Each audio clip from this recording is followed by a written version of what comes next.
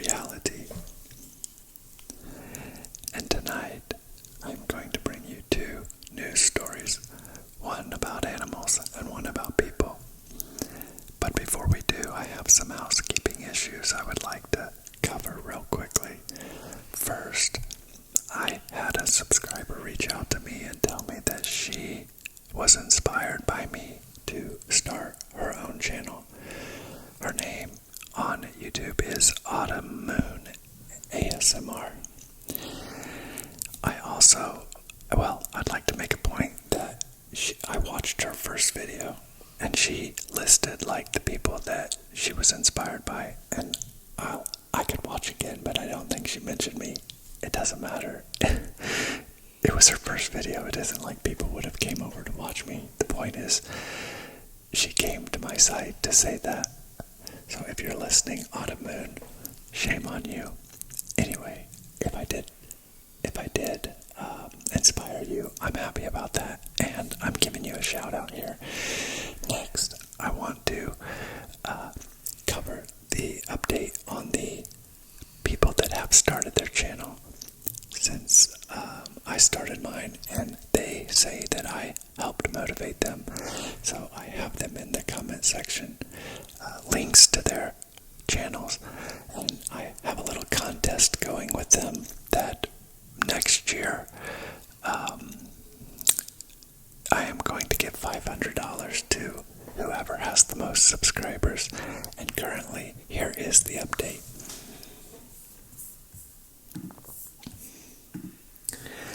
Autumn Moon just started. She has 100 subscribers. She has made 37 videos, although most of those are shorts, so those count for like a fraction. She might be cheating a little bit. Next is Drake ASMR. He has 541 subscribers. He recently did his 500 subscriber special. It was really cool. He has made 45 videos. Next is Myokwai ASMR. She has made 13 videos, and she has 484 subscribers.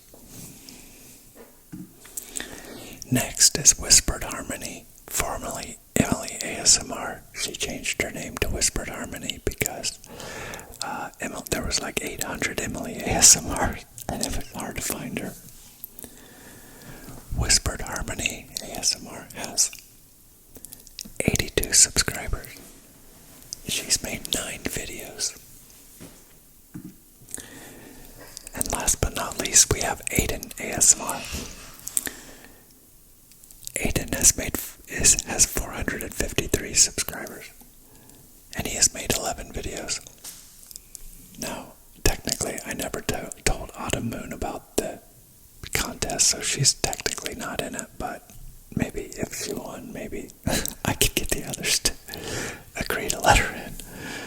But currently it looks like Drake has a pretty strong lead, but I would note he has made the most videos. Now, my channel is living proof. The hardest worker doesn't get the most subscribers, but in this situation, it's working. The hardest worker is getting the most subscribers. So I do believe it's harder for the guys. If one of these girls would just give a half of an effort as they are giving, I'm sure they would rocket right past them. Okay, enough of that. I just thought you would find that interesting. I know how hard it is to get a channel going, so I'm trying to help them all I can. It's not easy. Okay, so let's go ahead and get into our news this evening. Thank you all for being here. If you are new to this channel, please subscribe, and if you are already with me, please give me a thumbs up. Okay, the first story we're going to cover is about doggies. The article states snow husky pups get adopted together after being thrown over shelter fence. Let's read. A couple of beautiful puppies have found a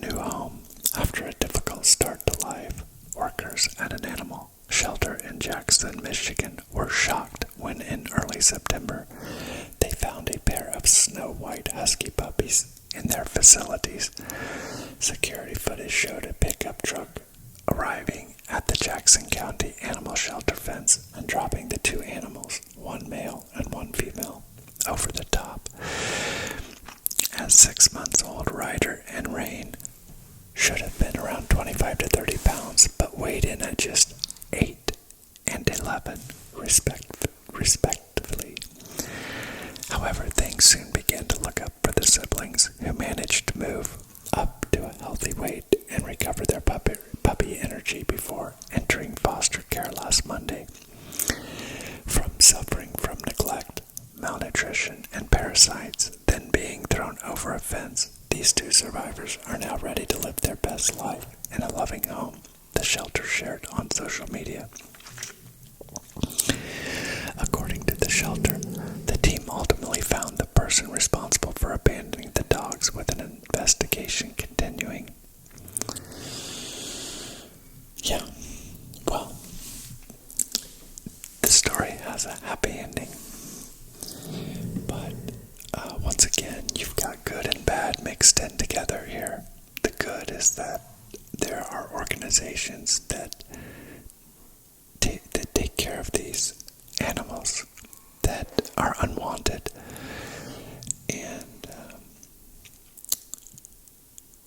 these dogs are now adopted and have a new forever home, and likely whoever got them will likely take care of them. Odds are pretty good. But the bad is that somebody would actually dump these puppies, these beautiful animals. But, we never know people's circumstances. I will say this, that it could have been worse. This person at least had the heart to take them somewhere where they knew they would be taken care of. They could have just taken them out to the country and dumped them. Or worse, have done something bad to them and ended their life. So, you have to give it to the person that at least they did the right thing. If they were going to abandon their own animals, at least they did it in a way that enabled them to have a good chance at life. So I will give them that. And if there is a punishment for what they did, I would hope that the judge expresses a little bit of leniency, because they did abandon them at the shelter. Just strange why they wouldn't have came during work hours, because there's no crime in dumping your animals off at a shelter. It happens all the time, It's really sad. It's one of the things I think about getting older, is that, I love dogs so much and I love having them, but the thought of me dying and them still being alive really causes me a lot of concern. I have a will, and I have in my will who I want to take care of them, but the people that I've given my dogs to in my will, if I should die and they still be alive, they've always only had just one dog at a time, and when their dog dies, they get another one. They've never had 3 or 4 animals, so right now I have 3, and they have 1, so if I died, they would have 4 animals. Now, I know they would take care of them if they kept them, but I just don't know if they will. I've told them, to their face, that, hey, if something happens to me, you get my dogs, and they we'd take care of them, but if the reality ever struck and they ended up with them, my dogs are amazing. You've seen them. Well, some of you have. You'll hear them, I'm sure, in this video if you haven't already. One of them grunting or rolling over or getting up to walk across the room for no reason at all. It's just what dogs do. But, yeah, I just think there's going to be a certain age where I say, okay, there's no way I can live long enough to take care of another dog, to live, 10 or 12 or 14 years. My oldest dog right now, he's a chocolate lab. His name is Max, and he will be 14 in February. It's the oldest dog I've ever had.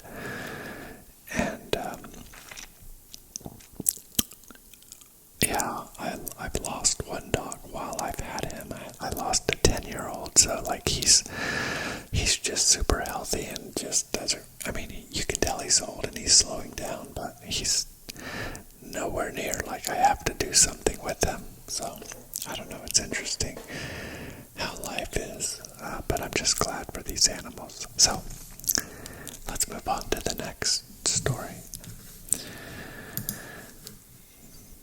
This story, the title is Cops Jump a Fence to Catch Suicidal Woman's Arms Just in Time on Indiana Overpass. Let's read. In LaPorte, Indiana, a pair of police officers are being recognized as life-saving heroes after they rescued a suicidal woman who was just a hand's length from perishing. Ryan Elmacy and Taylor Atkinson arrived at the I-35 overpass in northwest Indiana, where a woman was threatening to jump. The bridge over a series of railroad tracks was flanked by sidewalks and a chain-link fence. As Atkinson and Elmacy arrived, the woman was already making her way down to the other side of the fence, at which point the two men began begging her not to jump. It was clear she wasn't stopping. Elmacy sprinted over to the fence, mounted it, and grabbed the woman's hand. Then she let go. With nothing but air separating her from a 30-foot drop onto loose rock and steel tracks, Atkinson arrived seconds later and grabbed her other arm. They held on like this for several minutes until a fire truck that had arrived under the overpass was able to provide a bucket to lower the woman into. They completely put their well-being aside to go over that fence and hang on. She was begging them to let go, but they would not do that.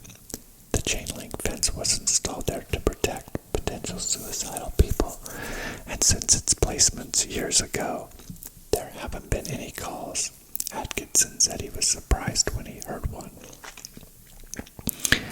The two men were honored by the police department with special commendations and the occasionally used moniker of Spider-Man for their comic book rescue. Yeah, so this one, again, you've got good and bad. You've got a woman that is just at the end, that has just reached the maximum she can handle, where the best option she can think of is seeing what's on the other side. And then you have people that are paid to protect us that come to the rescue and stop her from doing it. You know, I think a lot of cops get like a bad rap, you know, like most of us, I think in situations where like this, we appreciate cops, or like when they, stop somebody from being kidnapped, or they find a child that's been kidnapped, or they stop an attack of some sort, or they rescue you out of a fire, or they rescue out of you a trapped car after a car crash. There's so many things that we all can agree that we appreciate the cops for. But then there's like speeding tickets. Speeding tickets are like, oh, come on. It's like, really, dude, don't you have anything better to do? I'm not like being dangerous now. Some people are. Dangerous speeding is bad, but like if you're getting pulled over for doing 65 and a 55, it's just like, oh, really, dude?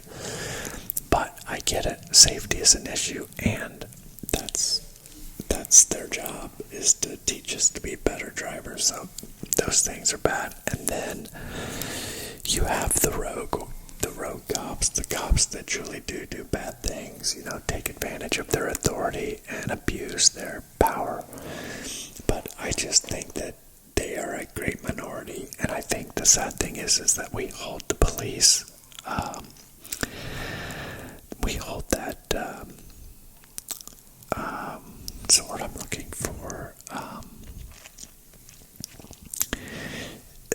that job, we hold that job to a different standard than we do that career. That's what I should say, that career, we hold that career to a different standard than we do like doctors doctors or lawyers or factory workers or mechanics or salespeople or realtors like me.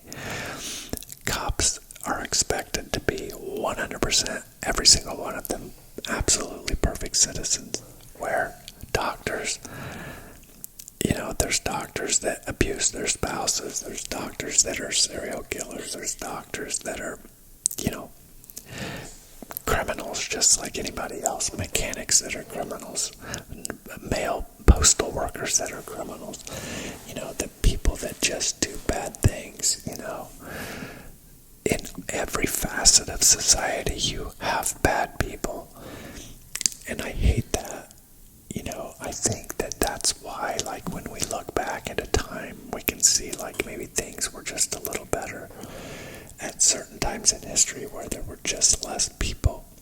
Because I think that, this is just my opinion, I think that there is a certain percentage of people that are just inherently bad within. It's like diseases. If you think like a certain percent of people are going to have Down syndrome, and a certain percent of people are going to have autism, and a certain percent of people are born with like cleft lip. It's just like odds. It's just like true numbers. Well, I think the same thing is for like mental defects, that you have people that are truly wicked. And I think a lot of it is nurture versus nature. I get that. But if just statistically, 5% of a society is bad, and you have 2 million people, then you have 5% of 2 million is 10,000. Is that right? 5% would be 10,000. 20,000. 5% would be 20,000 would be 200,000 would be 10%. I can't do the math in my head. Let me grab my calculator, because I'm trying to make a relevant point. I've used a calculator so long, I can't do math in my head anymore.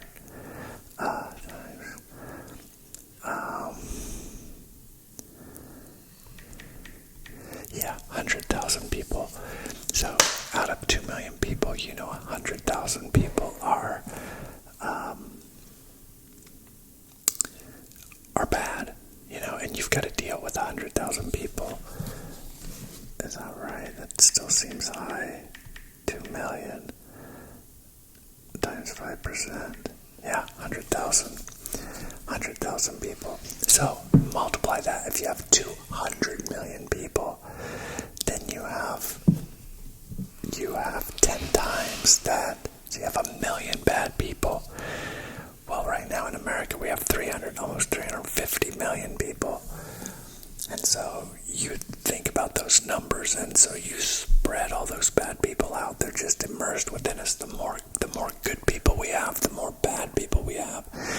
And they make these news stories. Now that's why I'm trying to bring you a higher mix of good news than I do bad. I know last time I did spooky news, but I just wanted to make like a little Halloween season, like with some more of like scarier stories, but I want to do primarily stories that will be a little bit more relaxing, and then just have some commentary about my thoughts on life and the relevance of stories like these. But these are like the thoughts that come to my head.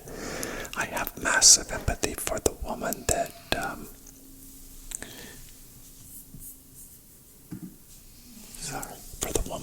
that was wanting to jump and wanting to end her life. I think about the times that I've had those thoughts, because I have, life is so hard. It's so much harder than I ever thought it would be. I'm in a good place now, but getting here was so difficult that there were so many times that I had those thoughts. But then like a day or two later, I would have like a really, really, really amazing day.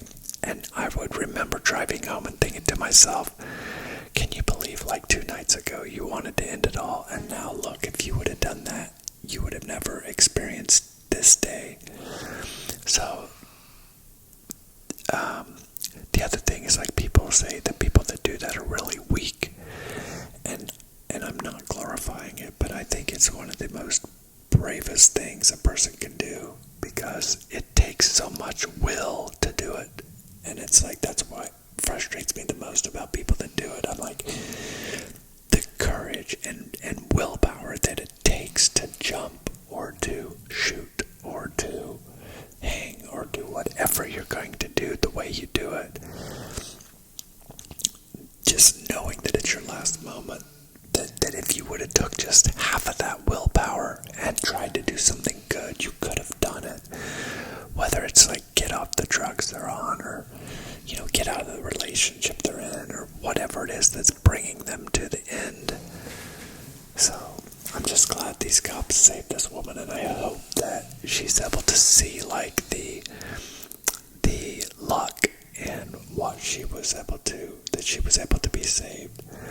And then for these guys, I just think that I just hope that they're proud of what they've done, and I hope that it brings some honor and some respect to their department, and that people will, it'll go a little bit of distance in making people have a better opinion of cops. And I do think that somehow, some way that we are cleaning things up. I know things look horrible, but I think inevitably we're gonna hopefully get things better. Right now, it feels like the pendulum is about to swing back the other way towards more of a respect for law enforcement, because things are really getting out of control. Loose law enforcement, loose crime laws have really played havoc in a lot of America's big cities, and I think the people are finally getting frustrated by it. So I hope that things will. And again, I don't want to go back to abuse, but it's like, if say there was abuse and the pendulum swung all the way over to just let them run rampant, let the criminals just run free, and let them just walk in stores and take whatever they want, because that's kind of where we are. And so when the pendulum swings back, it just doesn't swing back all the way to crazy. It goes right kind of in the middle. And I feel like that's the hope that I have, that we can somehow get to that point. So anyway, I really appreciate you watching this tonight, and I will see you on the next one. Good night.